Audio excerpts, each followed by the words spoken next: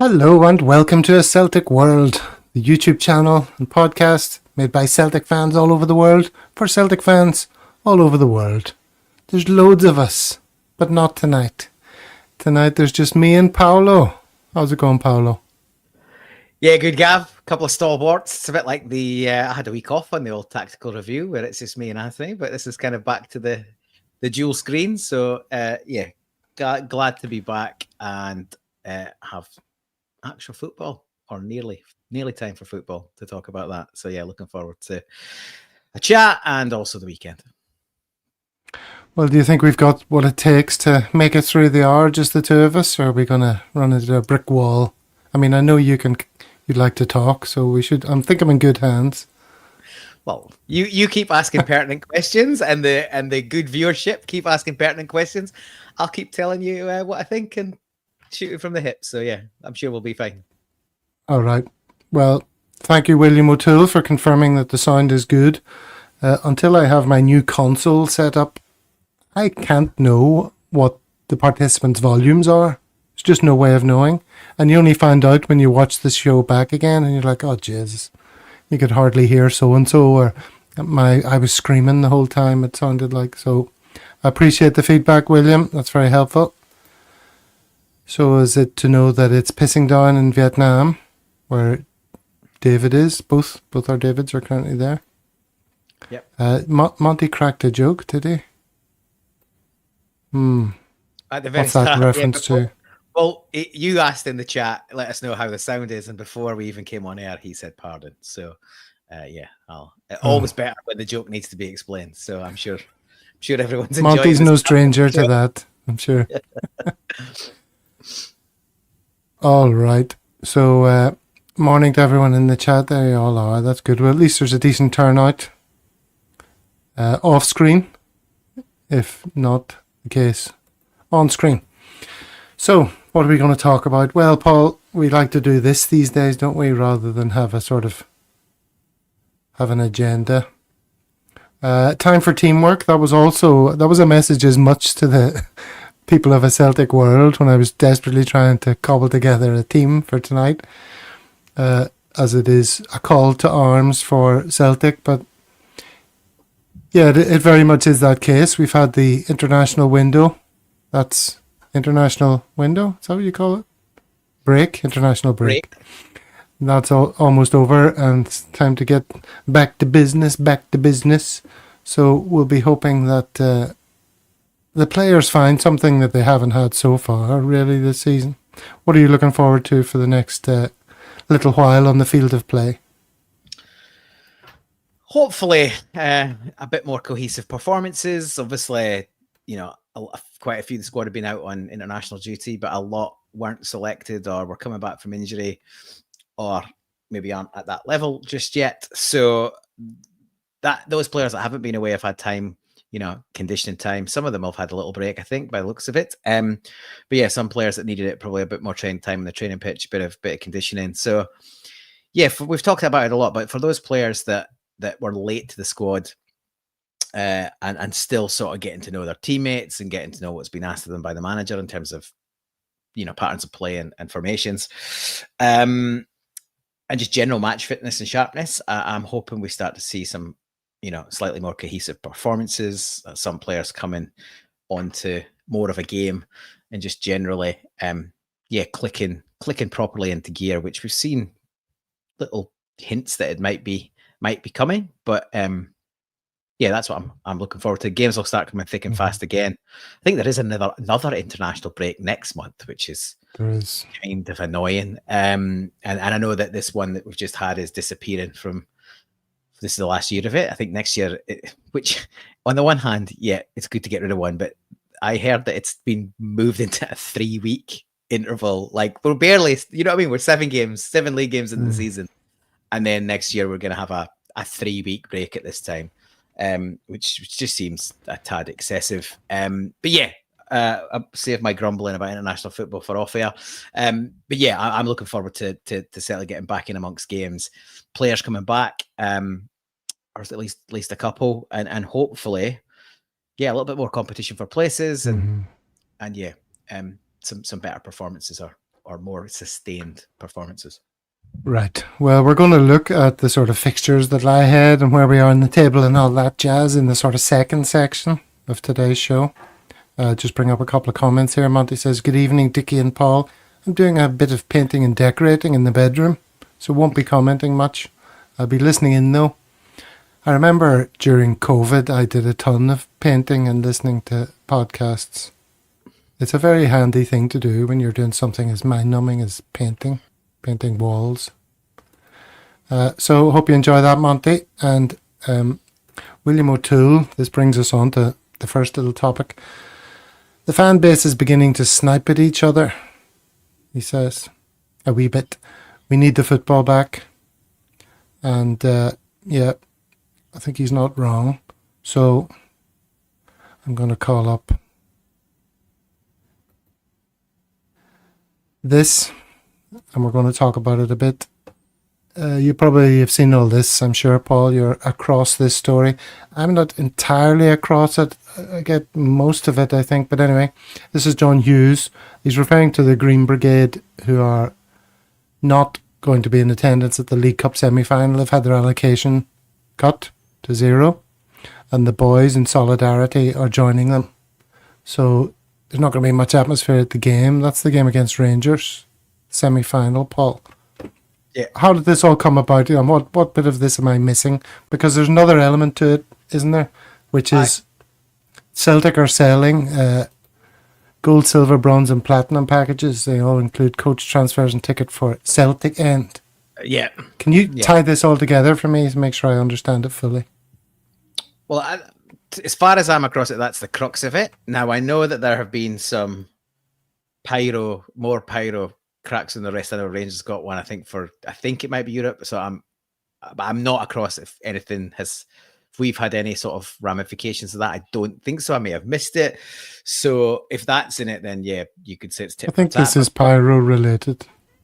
But in any case, I think it's a pretty daft own goal from the club. There's a lot. Obviously, to John Hughes' point, he makes a good point. It's like he didn't think the club wanted to continue with the silent protests, but then they've effectively locked out the ultras. And yeah, the board obviously wanted to come to the table for a not so good faith meeting by the looks of it.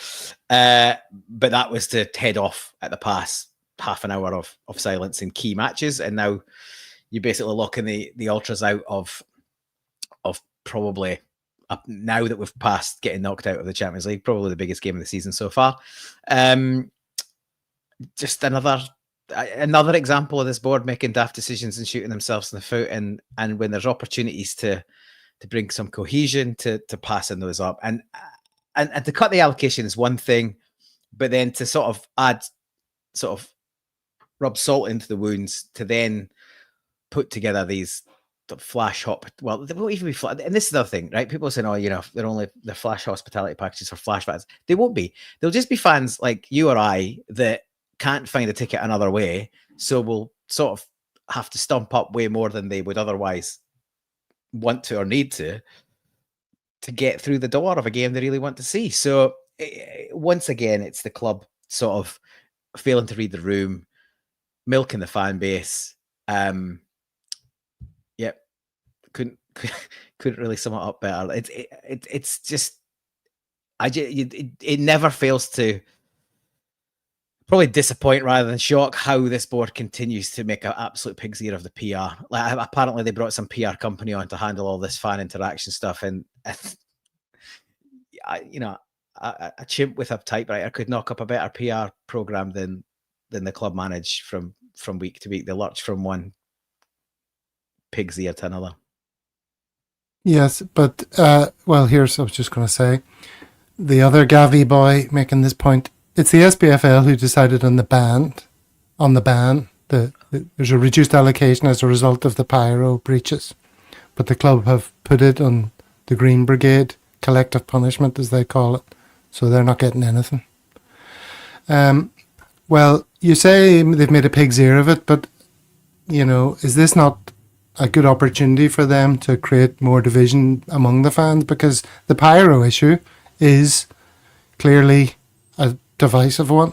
not everyone's a fan of pyro. I'd say probably most people aren't, and they want to sideline the whole Celtic fans movement as being just the Green Brigade, and they don't represent the wider fan base. And this is a great way to double down on that and say, here's the Green Brigade letting the side down again with their pyro. Don't you think that's what's happening here?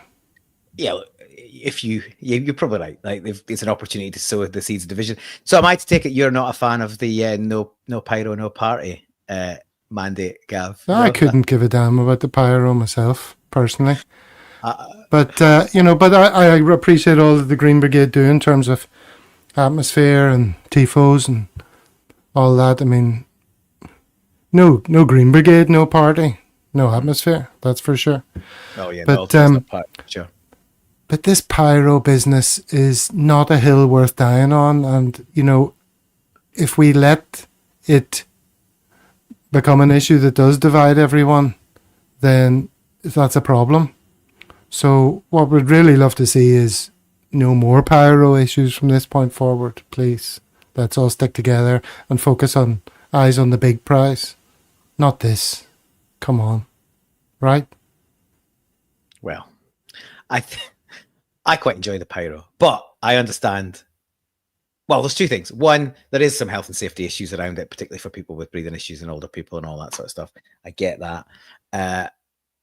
But it's more that it's just going to get us into trouble, right? It's just one thing after another. And I'm quite happy for them to continue with the political style of banners that might get us fines, because I feel like that is a message that's worth putting out there in the world. And we've seen campaigns that have been picked up globally that started on our terracing. So I've got no issues with that in terms of those kind of things that we get pinged for on fines. But yeah, if it's ultimately they've in this case they've effectively lost their own tickets, right? The club have gone.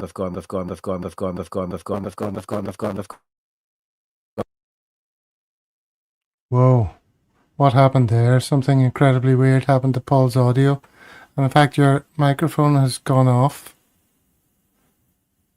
Oh. See, this is the kind of disaster that happens when there's just two people. Oh, you back? Otherwise, I'm sailing alone. Okay, then? That's a different microphone, isn't it? It's a different microphone, but we'll soldier on with it for a minute since there's only two of us. If there's an opportunity to switch it out, we will. Yeah, like I disagree with the fact that it was that they're choosing to sanction the Green Brigade for the cutting tickets, but that's what's happened, right? So if that's how they're going to continue to do that, then we probably needs to be knocked on the head, right? Did you hear what happened there, Paul? Probably not. No, people are giving me an idea of it. If the mic cuts, I don't hear it. So yeah, apologies, team. But you were going that's it and set and set and set and set. That's why the Max Headroom reference. People saying you had a terrible stutter. Well, I hope everyone can hear you as clearly. Well, let's do another on-air mic check, just to make sure I don't need to turn. I think I'm back on the good mic. Oh, you are back on the good mic, yeah. There we go. So hopefully that doesn't happen again. But you seem a bit quieter. But people will tell us if that's the case. Yeah, I don't know. It's a tough one. But I want to keep the pyro issue away from the other main issues that we've got to deal with. Yeah. Well, they're right. There's bigger fish to fry, and I think it's important that we're all pointing in the same direction. So hopefully we can deal with that. Yeah, I think your sound has already come back up again, so don't mess with it too much. All right. Okay. I think you're grand. Yeah, well, let's see what other of these tweets have we got here.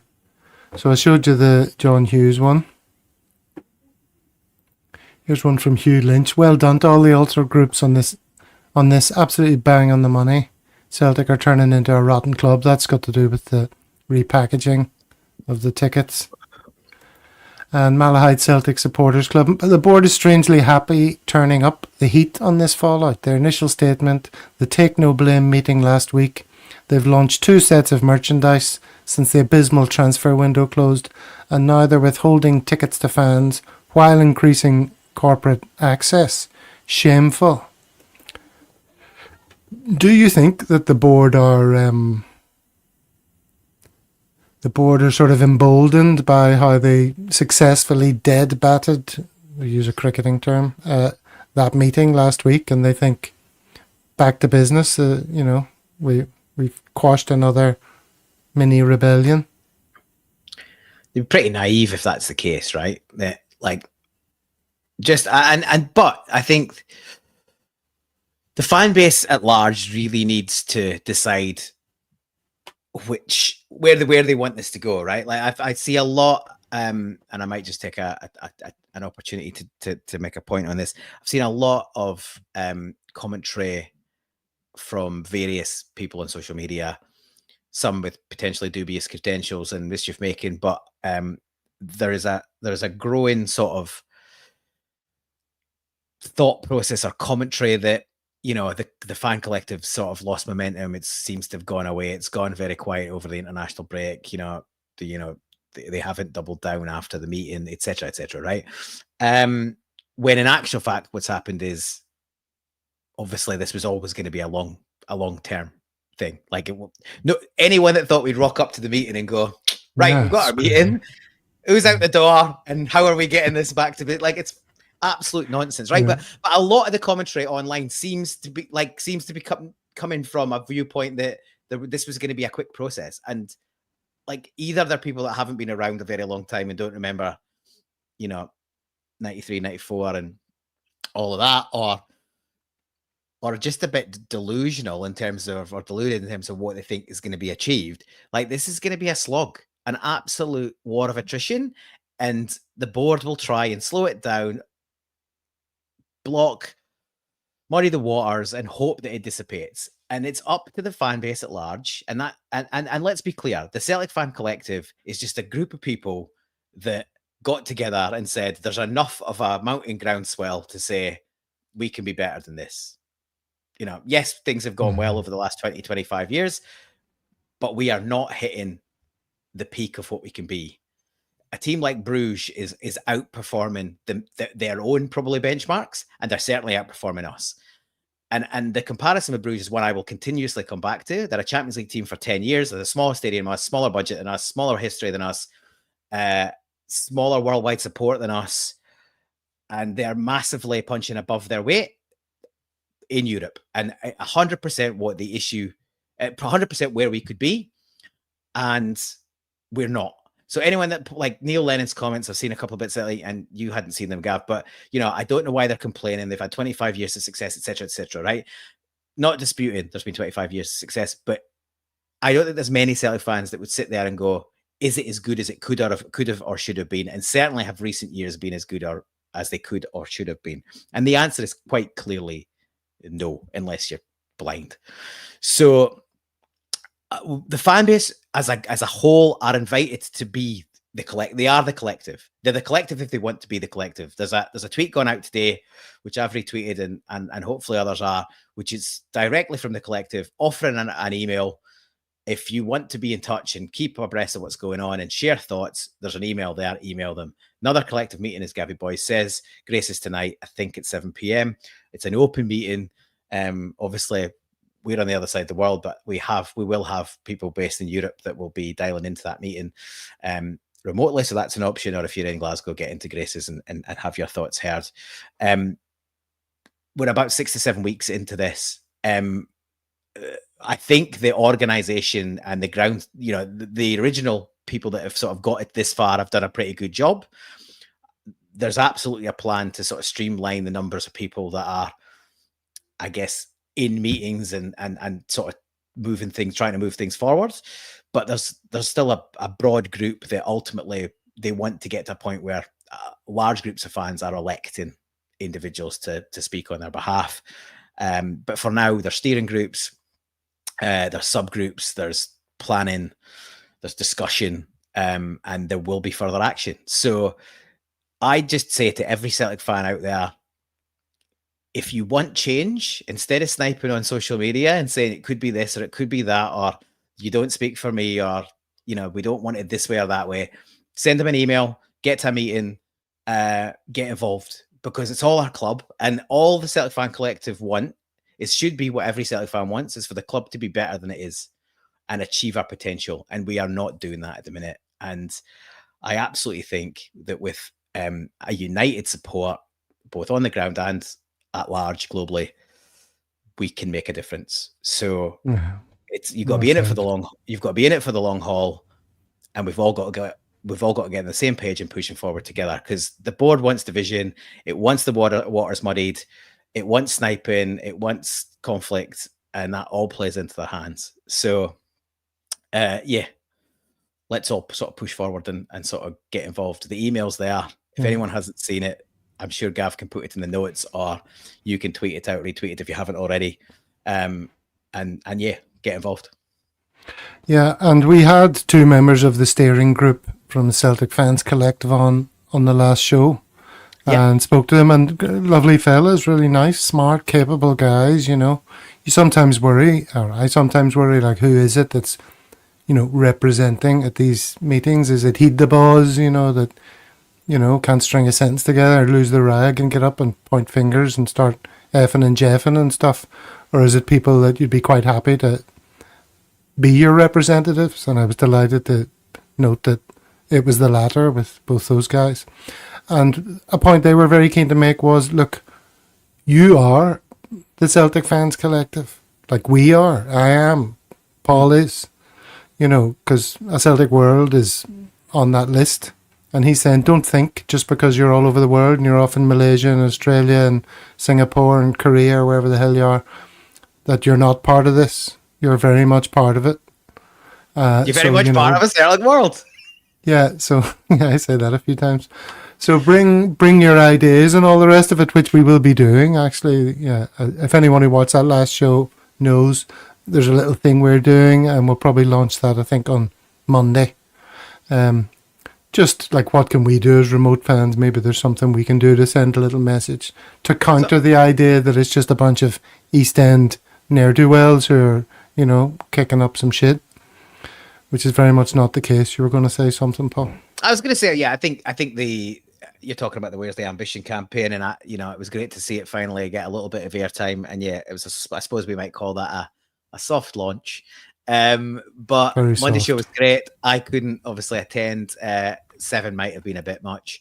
But yeah, no, it was a great show. Caught up on it afterwards. The guys were, very very clear in terms of the messaging, and great. And they've been on other shows, and other parts of the sort of initial steering group have been on other podcasts. And the great thing, I think, is, and I don't know if you've mentioned this explicitly, Gav, but A Celtic World is in the fan media subgroup for the Celtic Fan Collective. We're across all the stuff that's been discussed from a fan media point of view, and there's a lot of fan media out there. I think there's over 50 on that group. We've got obviously podcasts, YouTube channels, blogs, old-fashioned message boards, the works.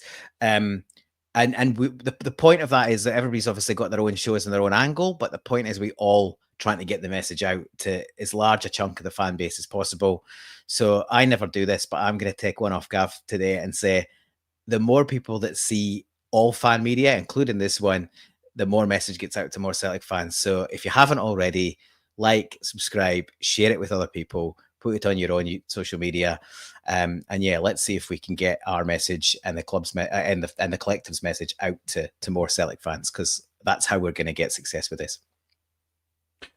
Good man. All right, just 25 minutes we've been talking about that. I thought that was just going to be a little sort of teaser before we get into the, talking about the football, because that's what this show is about, really, the fact that the football's back. We want to celebrate that.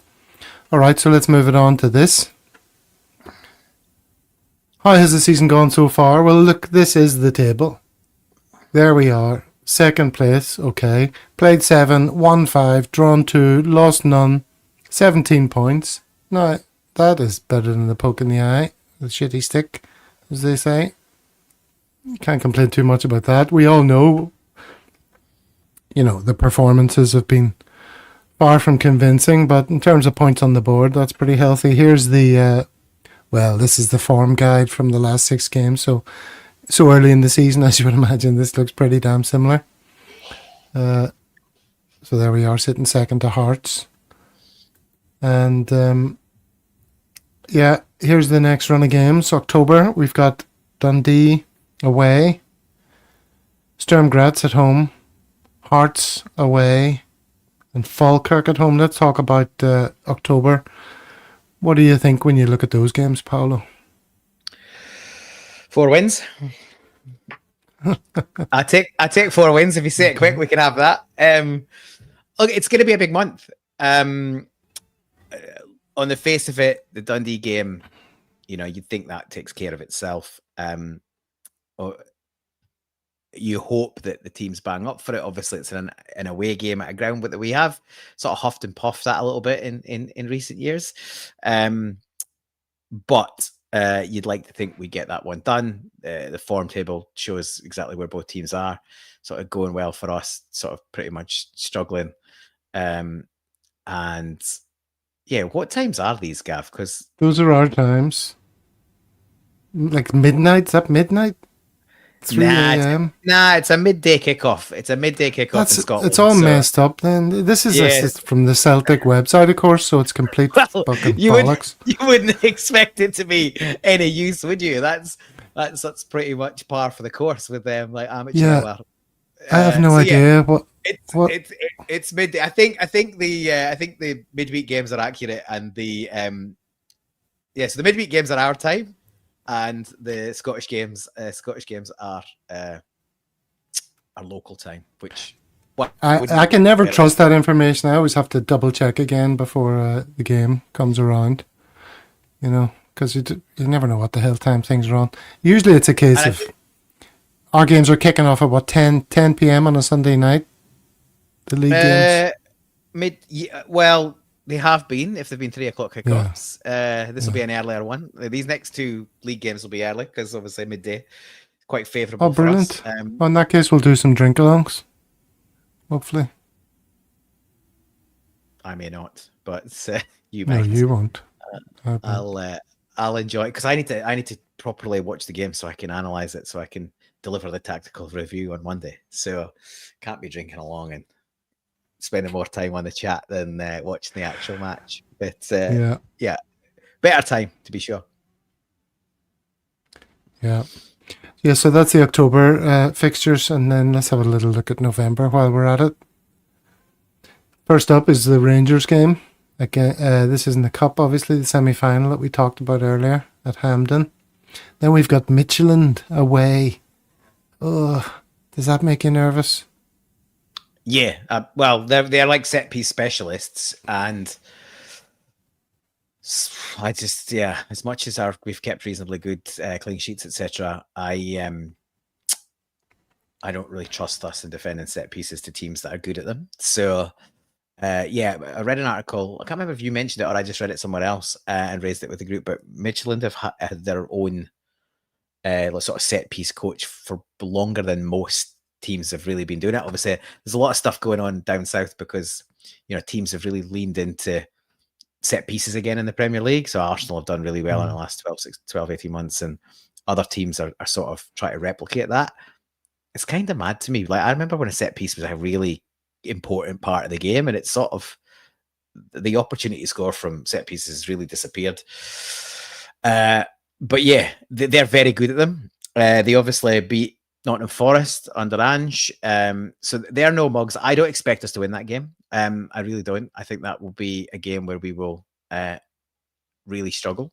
And not that I think that is great for the chance of qualifying, but I think a point in that game will be a good result. They will be a tough team at home for sure. And then let's finish off those fixtures. We've got Kilmarnock at home, St Mirren away, Feyenoord away, Hibernian away. Yeah, a lot of interesting games coming up, and in that run, you can sense the discomfort in the chat there. Some people are saying that every single fixture makes them nervous because we've been quite shite And, you know, you can't argue against that, really. It's hard to. No, that run. I know there's some stuff about Dundee. If we can't, and yeah, some people are saying it. If we can't beat Dundee, we might as well pack it in now. But that run in November is hard. You know, we're named first in the semi final, but that's a non-home tie as well. So we play one game in about 5 or 6 at Celtic Park across that run. So that is going to be like, if we can come through those fixtures, particularly domestic ones, because you know we've shot ourselves in the foot already in Europe. So I can't get overexcited about the Europa and the run of games we've got in it. Unless performances turn up remarkably, I can't really see us doing very much in that competition. I think we might struggle to even get into the next stage. So as much as we talk about we want European success, at the minute with the shambles we're in, you want to just be making sure you're keeping on top of it domestically. You know, the Hearts game's a massive game. The semi-final against Rangers is a massive game because they are shocking. But to give them a sniff of some positive news, like I'm sure we'll touch on this later, but you know, at the minute it's a race to see who can pull out of the running to be considered for the Rangers manager job. So, we've got it was bitterly disappointing how we set up quite a weak manner in the first league game against them. Like one of their draws, and the draws pretty much as good as it gets for them, is against us, where other teams have been beating them. So yeah, we've got to. Well, we say this all the time, but we've got to go and impose ourselves on that game and close them out. Yeah, definitely. Yeah, there've been a lot of people. What was it I saw? More pulling out than since the Bang bus was there outside Ibrox. That's one. That comment. People that who comment enjoy on, their specialist entertainments. Go ahead. That comment on the midfield is not without validity, but it's almost like I feel like the sum of the parts is weaker than the individuals. Do you know what I mean? Like I think the midfield, in theory, and should be in practice, is one of the strongest areas in the team. That we've got good players with good pedigree. What we were saying very recently, or we're sorted in midfield, and it's a bit of a conundrum as to how you can have 4 or 5 players that for 3 roles, and you can't find a combination that is cohesive, and you can't find a combination that. I to be fair, I don't think it's just the midfield. I think the midfield is only as good as what's around it, and they can play through and into. And the wings, the wide positions in our setup are really important. And as I've touched on a few times, the combinations on both left and right are new. They're also being chopped and changed continuously because, we don't know our best players on the right-hand side in attack. For example, we don't really have a proper first pick at right wing, which is ludicrous to me, but that's where we stand. And then fullbacks have been injured or unable to play 90 minutes, so they've been chopping and changing as well. So it's not just that the midfield 3 don't look good. I think it's the whole team is getting chopped and changed so regularly that there's no cohesion, there's no fluency. And there's also no, a player isn't confident that if he puts even 1 or 2 games together that he's definitely going to be picked for the next game. So, the manager sort of flip, and I get it, he's got to rotate the squad, but I think he's got no idea of what his best 3 is, or if he thinks it is. I don't necessarily think how that did we get to that? A lot of people agree with him. The entrance of the arrival of Negrin has just caused Brendan's brain to melt down as to what to do in midfield. It's mad. And look, yeah, that there are players that probably Hatate on his day is one of the best players around, but those days are fewer and further between, unfortunately. And if you can't get him firing, then there is a lack of sort of creative spark. So yeah, I think the inability or unwillingness to rotate the skipper out when he's clearly the wrong side of 30, but a lot of football. For me, I don't want to shit on Callum McGregor and say he's done. but he'll be a better player for more rest and to be rotated through. And I would say, I mean, he's tried everything else, Rodgers, hasn't he? Except for giving him a few games off. And that's my thing. Or even, bring him on with 30 minutes to go if you need to. Like, I think both Arne Engels and Paulo Bernardo can play that role, especially domestically. Like, they have, they've got the wherewithal and the passing ability to sit deeper and play forward passes and get people into the game. We've talked a lot about the fact McGregor sits deeper, has started to sit deeper and deeper.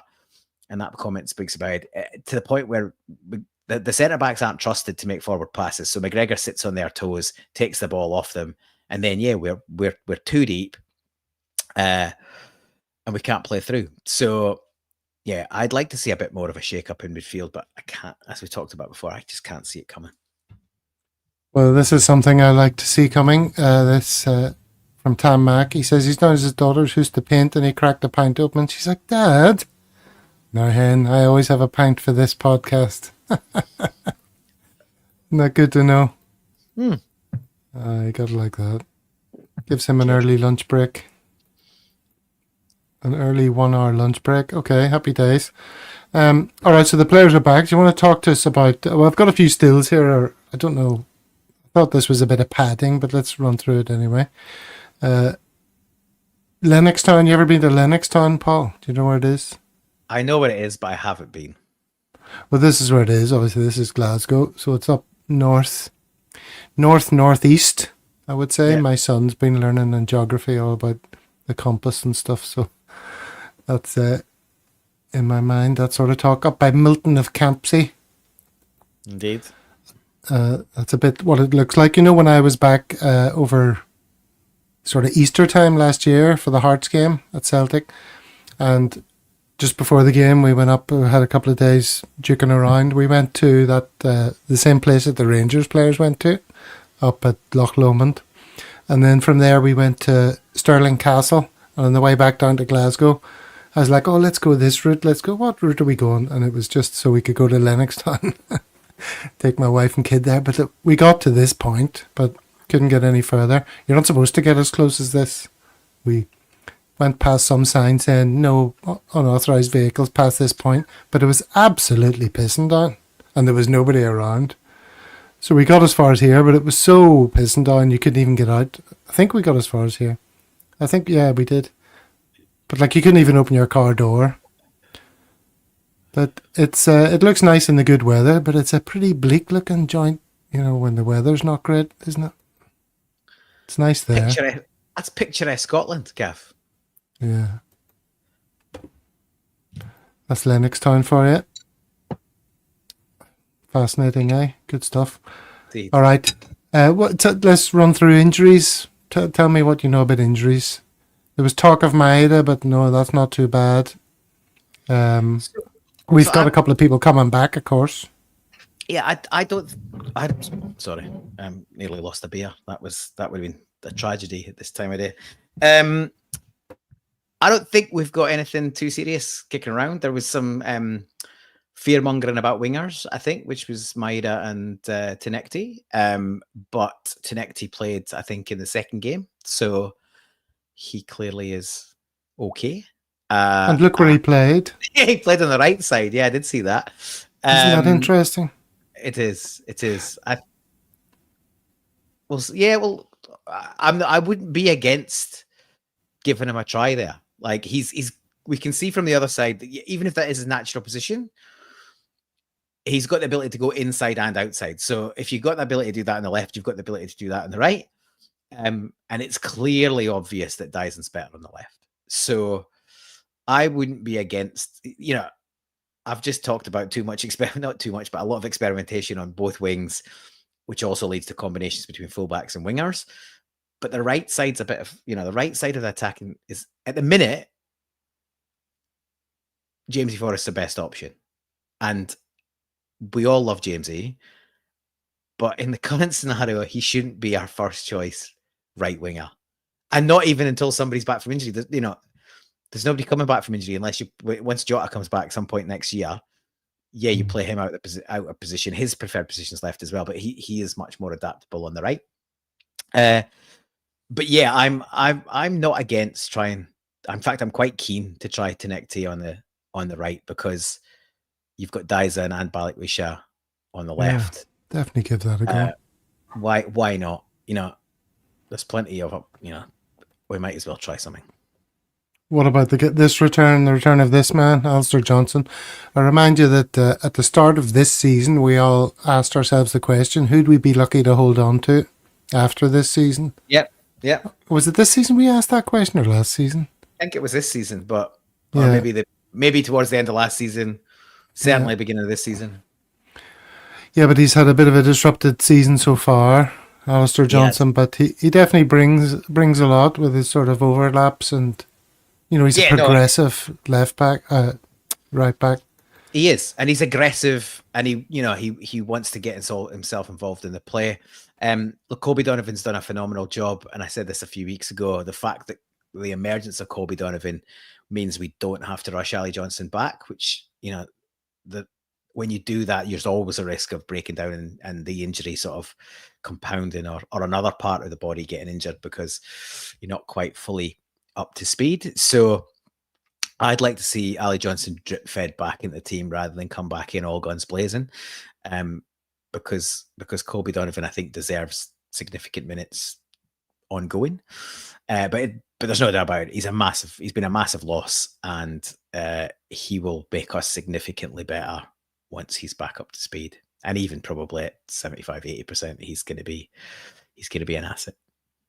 Well, this next game coming up, obviously, we take one game at a time, as they say in the comments. Many people are reiterating that point, and that's what players do, managers do, you have to say. But are you worried at all that Dundee's sort of inspirational manager is, rousing their team and giving them reasons to puff their chests up and come out all guns blazing? Here he is, saying, Dundee haven't won at Dens against Celtic in 37 years. I think that brings some context to the challenge. And then look at the cut of him. He looks like Mrs. Doubtfire. I was like, what? Would you run through a brick wall for that man? I liked him as a Celtic player. Obviously, he was a bit controversial because obviously who he played for previously. But as a player, he was a good sort of solid functional pro, and yeah, no issues with him as a player. But he doesn't come across as the most inspirational leader. If given his nickname is of somebody that's so such a massive presence and captivating guy, our version of Elvis, not so much. Mm-hmm. Yeah. All right. So, do you want to give us some lineup information then? Who do you expect to be playing? I'm sure Casper's going to be here, number one. You don't think AJ's going to come on for this to start? What about Trusty? Is he going to get a go? Nah. Trusty had a nightmare up there last season, so there's no way that's his first game back. I wouldn't even expect... He might be on the bench, but I wouldn't expect him to play. I think we'll be plagued... Do you know what I mean? We've had a couple of weeks off. I expect the team to be pretty similar to what we've been used to seeing. Your only argument is who in the midfield joins Cal McGregor. If Hatati's fit, and he probably is after, I wouldn't be surprised to see a return to McGregor and Negrin. And then it'll be what it's become. Probably, is he going to continue to play Maeda out of position on the right? Probably. Tenekti on the left. Iheanacho through the middle. I'd like to see the winger swap round, as we talked about. Toss a coin as to whether Kieran Tierney or Sorachi starts. But the rest of it, I think, picks itself. So anyone looking for some radical lineups, I think you're probably barking up the wrong tree. But I'd be more than happy to be proved wrong, because I'm an advocate for us trying to mix it up and do things a little bit differently, because it has been a little bit uninspiring so far. So certainly has. You would like to see Engels, I would imagine, given that you're his number one fan. I look, you've already been a bit flippant there, Gav, but I think Engels has shown enough in the... No, You're a big fan. I'm not slagging you off. I'm just saying you're more behind him than most. I wouldn't say most. I think there's plenty of people that think Engels is a good player that's been harshly treated by big chunks of the fan base. And so here's the thing, right? Last season, when we were winning and all of that, he played nearly every game, and there wasn't the groundswell of negativity that there is.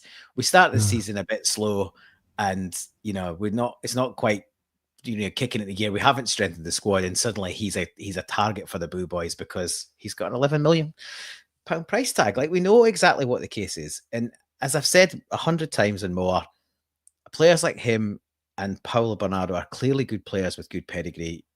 In Bernardo's case, you don't become the captain of the under-21s of Portugal if you're a mug. That just doesn't happen with the quality of players and the pedigree of that country.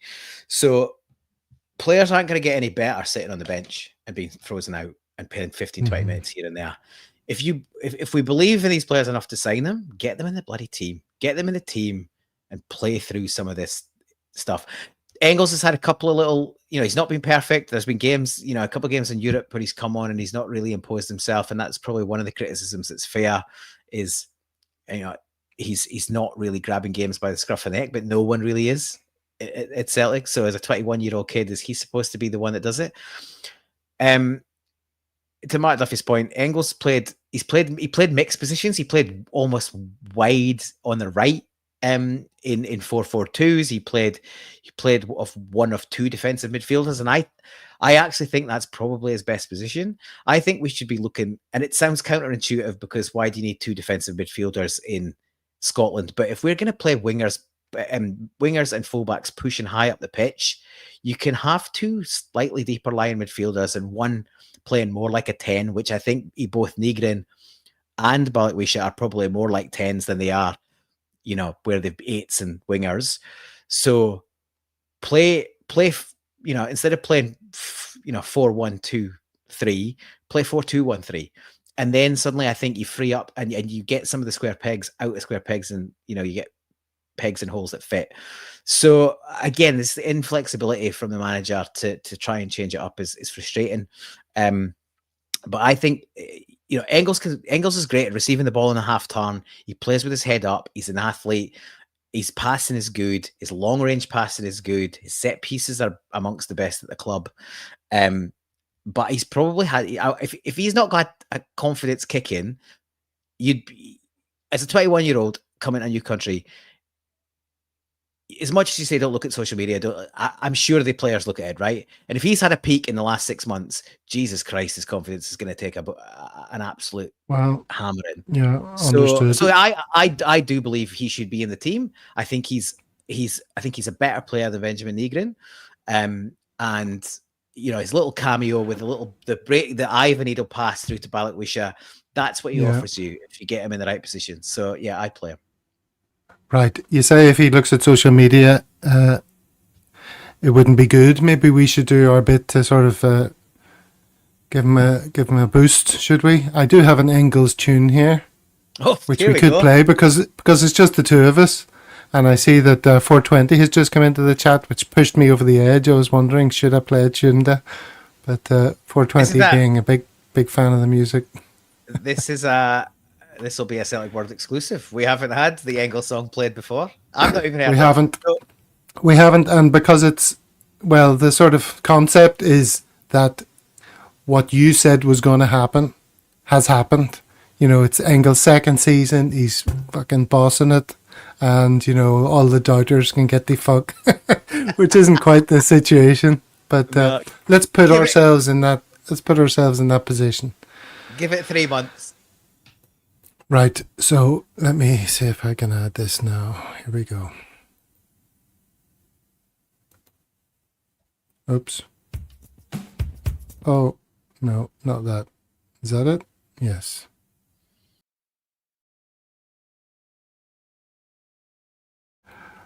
Ah, dear. There you go. Stick to the talking. Thank you, John. You're probably right. Your reaction, Paul? Do you know what my main reaction is?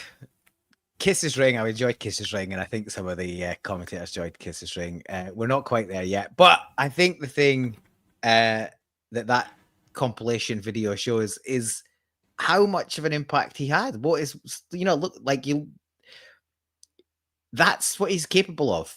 So I think we just need to give him more opportunity. Get him.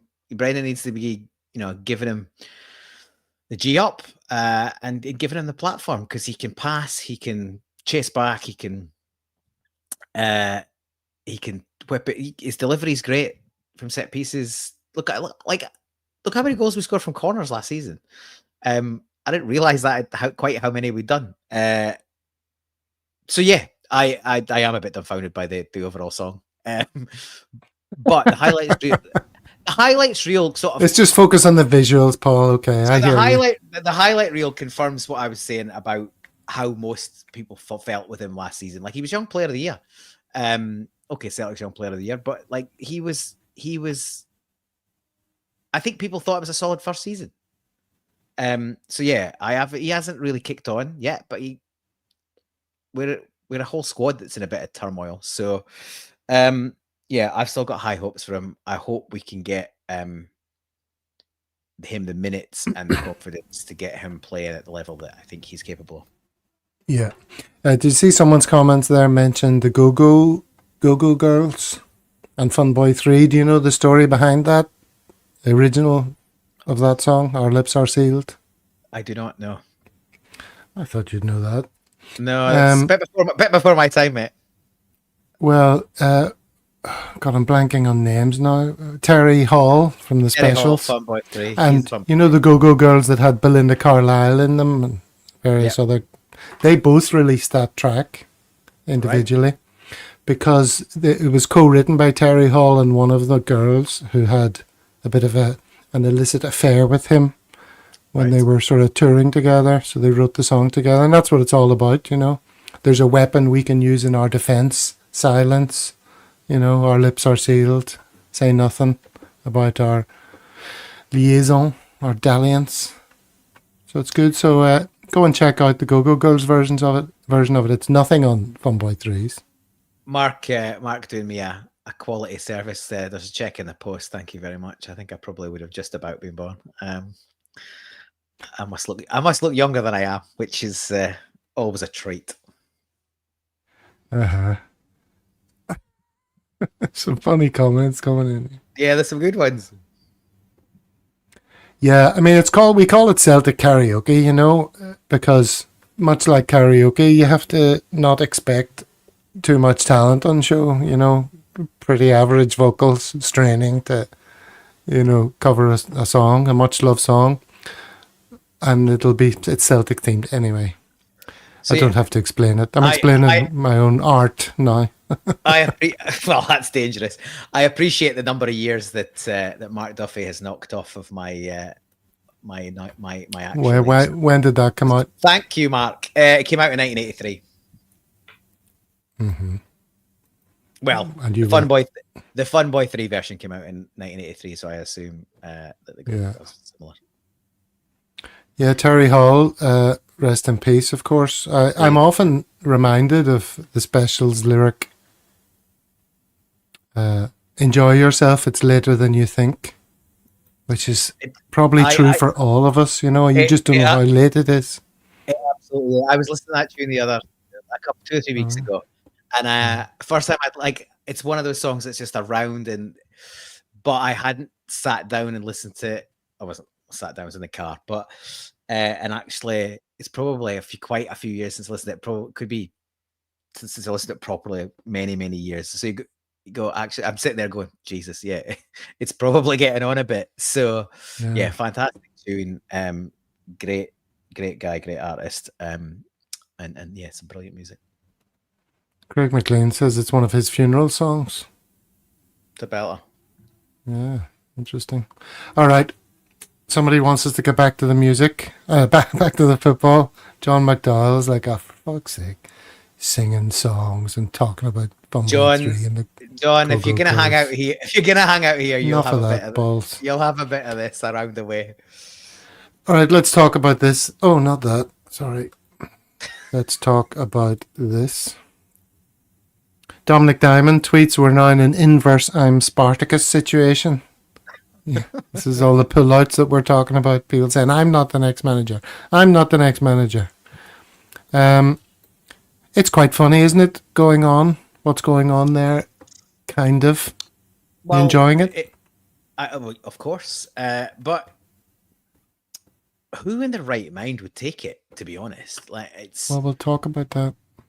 it's Some people putting themselves forward, like this guy. I'll do it. very good. Well, you know who's going to get the job by the looks of it. Well, we don't actually. We don't. Because, they tell us it's all done and dusted and then it's not. Well, this will be manager Muscat number 3. seems to be the man at the moment. Well, and until he arrives, or when he arrives, and then prior to that, Neil McCann, if you can believe it, which is a hilarious thing. But I think Muscat's a competent manager, probably a better manager than he was a player. But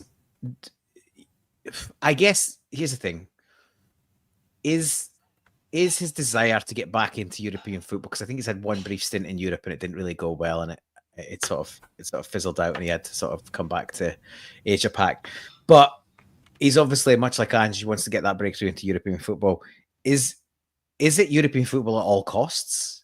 Is he that confident in his managerial ability that he thinks he can get a tune out of the shambles that is over there? Because let's be honest, unless he wins the league, it's going to be deemed a failure. They're not expecting him to come in and win the league. They're expecting him to come in, give them some pride back, get a few results, get the team playing some sort of recognisable football. And, I think he is the kind of manager who could potentially do that. But at some point, he's got to win a league, right? If he's the Rangers at some manager, point, sure, yeah. Maybe, like next season, they'll be all over it. This is our year. Yeah. We're back. Yeah, and all of course. But he's probably got to win a cup this year, which is really only going to be the Scottish Cup, because, well, he might be in the door for the final if they manage to beat us. But does that count? Like, is that his trophy? Can't really put that on him. So can he win the Scottish Cup? Can he get them back up to second? Can he be a threat next season? I'd be surprised, right? If it wasn't for the fact that we've been shooting ourselves in the foot, I'd say it was nigh on impossible. Well, that's the interesting point, isn't it, Paul? Because the issue is, well, none of us are worried about Rangers, I would say. But if you extrapolate the direction of travel and the potential direction of travel of the two clubs, if they do get Muscat in, if he does play a style of play that brings the best out of their semi-decent players, like the likes of Ant-Man and Gassama are not absolute dog shit, I don't think. If he gets a style of play going that brings the best out of them and he gives them an identity and they start to get it together and our shit show continues and we do end up with some yes man as manager next season, you can see that the direction of travel of the two clubs could, be inverse to each other. Yeah, it could certainly close up, but and the fact that we're even vaguely contemplating that shows how far this board have allowed things to tumble. But that's the best case scenario for Kevin Muscat. Yeah, sure. And does he think that this is his only opportunity to come to Europe? Apparently, the payout clause is $1.5 million. They've spunked however much they spunked so far, 50 million on players and managerial sort of write-offs. So they, he'll probably pay that as well. You would think that he would get. You would think that he would get another opportunity other than this. The likes of Steven Gerrard, Danny Rowe, they've gone, I've looked under the bonnet. I hate what I see. No thanks. So if it's Muscat, it's Muscat. I think let them worry about that. for what it's worth, I think he's a damn sight better manager than he was a player. And yeah, obviously there'll be comparisons with Ange, given he's worked under him. He's Aussie. He'll be pretty forthright, I imagine, in terms of his media work. But yeah, I think there's a couple of points in there. Our main rival's our own complacency. Spot on, John McDowell. Yeah. So I think our own complacency, if there's any sort of level of competition around, which there may not be at the moment, but that situation's not going to continue forever. Eventually, they're going to get their act together a bit. Well, and it might not have to get together too much to get ahead of us if we continue this. Well, yes and no. I do think that we've got this habit of letting them sneak vaguely close and then going, oops, that's a little bit closer than we would like. 5, 10, 15 million on new players, and then we can push it away again. I utterly despise that attitude. And that's what this board seemed to do, which is a key reason. Like, well, you'll enjoy this because I'll do a call back to the start of the show. It's exactly why the fan base should be getting together behind the Celtic Fan Collective and be part of the Celtic Fan Collective, because it's the board's position of being asleep at the wheel when we are at the position of being miles further ahead than we are. And we've allowed the possibility of them getting the opportunity to sneak up.